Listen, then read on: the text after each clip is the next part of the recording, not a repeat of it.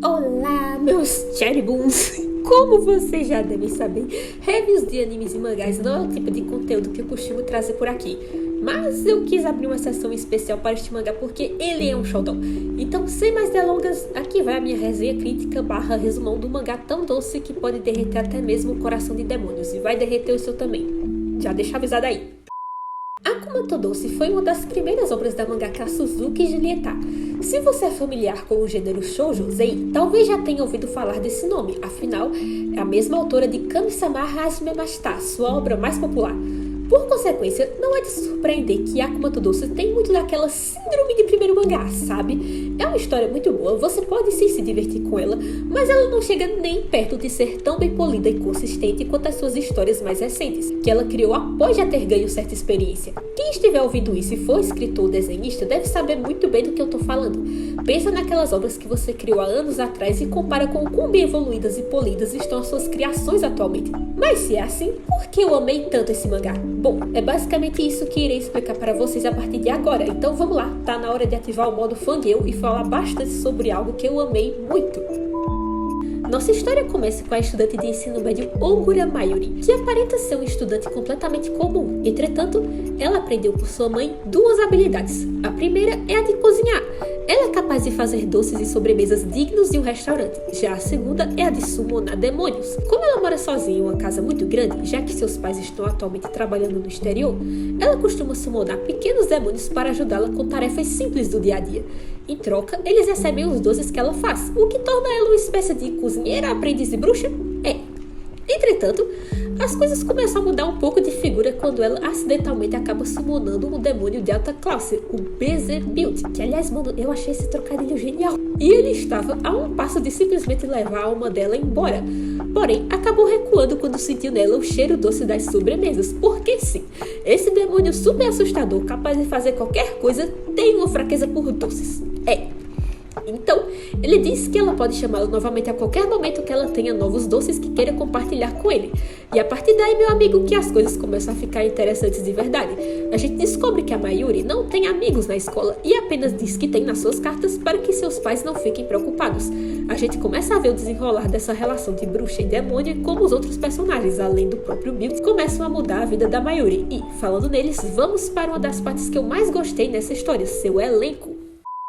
Se tem uma coisa que eu simplesmente amo nas histórias da Suzuki Julieta é que todos os personagens das histórias dela são lindos. Tipo, meu Deus, mano, me chama na DM se você for assim, carinha, cof. Eu sinto que certas vezes algumas obras shoujosei que eu já li acabam focando muito somente no casal principal, enquanto o resto do elenco acaba ficando um pouco de lado ou somente como alívio cômico. Aqui não.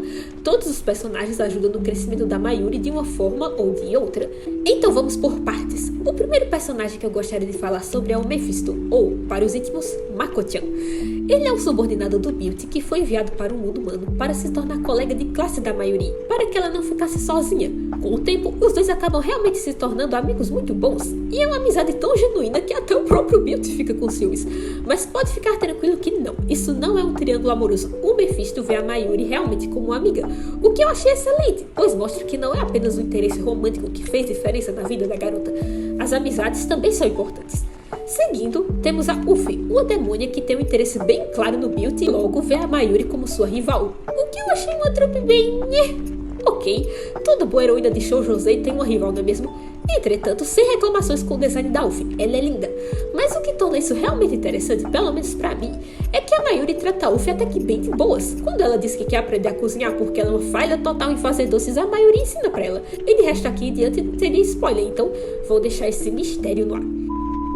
Agora, indo para aqueles que, na minha humilde opinião, são os meus favoritos, temos o Frost, um demônio que raptou a Mayuri apenas porque ele tinha uma birra com o Beauty e queria mexer com ele de alguma forma, e no final acabou realmente criando certo apego por ela.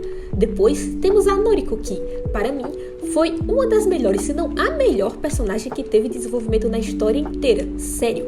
Novamente, falar demais seria spoiler, então basta você manter em mente que só no primeiro capítulo que ela apareceu, ela teve mais desenvolvimento de personagem do que o próprio Beauty teve na história inteira. Vagabundo! E por último, mas definitivamente não menos importante, eu gostaria de falar um pouco sobre o Tadano, que, ao meu ver, esse sim foi o que chegou a ser o mais próximo de um rival amoroso de verdade para o Beauty. Enquanto Milt ficava fazendo brincadeirinhas de mau gosto com a Mayuri e tratava o celular que ela comprou pra ele com o maior carinho como se não fosse nada, não respondia as mensagens dela, o Tadano não. Ele aceitava a Mayuri e a apoiava do jeitinho que ela era, o qual o próprio Mephisto falou bonito sobre, abre aspas, se você provocar ela demais, ela realmente vai passar a lhe odiar. Se você realmente vê a Mayuri como alguém de valor, seja mais gentil e tenha mais consideração pelos seus sentimentos. Se você continuar sendo egoísta, ela pode mudar a maneira que pensa sobre você. Fecha aspas. As lições que a gente pode tirar dessa frase, ao meu ver, são inúmeras.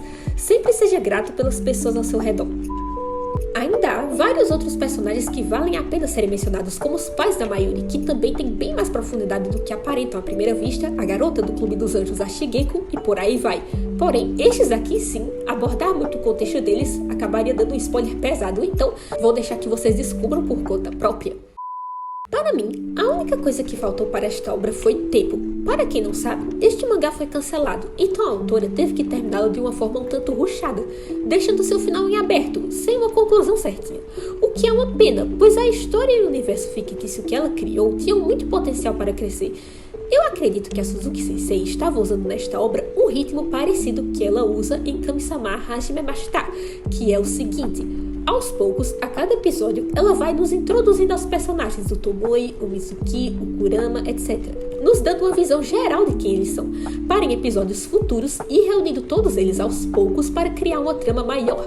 Você pode notar que todos os capítulos até o momento tiveram uma vibe mais introdutória, para a gente conhecer dos personagens e um pouco do passado deles, mas infelizmente a obra não teve tempo suficiente para desenvolvê-los, o que deixou a história sem uma conclusão definida. Então, após tudo isso, a grande pergunta é: Akumato Doce é bom? Ele vale seu tempo de leitura? Bom, da mesma forma que você não recomenda Shingeki no Kyojin ou Bleach para alguém que não curte Shonen, você também não recomenda Akumato Doce para alguém que não curte Shoujozei. Esse mangá tem sim o seu nicho e, caso você não seja pertencente a ele, você pode se decepcionar. Por outro lado, se você é sim fã do gênero Shoujozei, pode ir sem medo. Ele tem apenas 9 capítulos, não vai te custar nada e, como eu falei, apesar de não ser tão polido quanto as obras mais recentes da autora, é uma leitura muito divertida do qual você com certeza vai tirar uma lição de vida ou duas. Exceto isso daqui, galera, não aprenda a se vestir desse jeito não. Então é isso. Caso você tenha assistido até aqui, muito obrigada e espero que tenham gostado. Nos vemos no próximo vídeo e até mais!